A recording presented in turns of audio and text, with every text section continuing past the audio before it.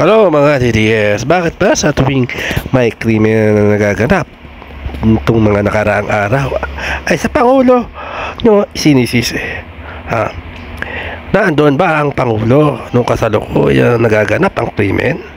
Kasama ba siya roon nung kasalukuyang nangyayari ang anumang uri ng krimen na naging viral ngayon? Utak nyo nasaan? Nasaan ang utak nyo? Puro negatibo na lamang ang inyong binabato. Lahat-lahat na lang. Manang-mana sa inyong phone. Ano ba yung phone nyo? Yan ba ay sakdalinis na para nyo ikumpara? Mas talamak ang kriminalidad noon.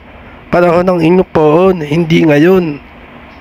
Hindi nyo alam yon kasi puro kayo galit. Puro kayo galit. Laman ng inggit. Yun lang.